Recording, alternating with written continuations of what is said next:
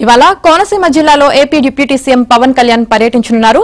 Kesanapalli view point చేరుకుని Shankaraguptam major drainage మూలంగా దెబ్బతిన్న కొబ్బరి తోటల్ని పరిశీలించనున్నారు. 20 మంది బాధిత రైతులతో కొబ్బరి తోటలు దెబ్బతినడానికి గల కారణాలను అడిగి తెలుసుకోనున్నారు. అనంతరం రాజోలులోని శివకోడు చేరుకుని ఫోటో ఎగ్జిబిషన్ ను తిలకించనున్నారు. రాష్ట్ర స్థాయి పల్లె పండుగ 2.0 పైలాన్ ను ఆవిష్కరించనున్నారు. అనంతరం బహిరంగ సభలో పవన్ కళ్యాణ్ ప్రసంగించనున్నారు. బహిరంగ సభ తర్వాత తిరిగి హైదరాబాద్ కు వెళ్లనున్నారు.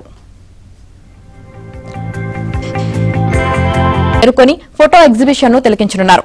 రాష్ట్ర స్థాయి పల్లె పండుగ 2.0 పైలాన్ ను ఆవిష్కరించనున్నారు. అనంతరం బహిరంగ సభలో పవన్ కళ్యాణ్ ప్రసంగించనున్నారు. బహిరంగ సభ తర్వాత తిరిగి హైదరాబాద్ కు వెళ్లనున్నారు. తెలుసుకోనున్నారు.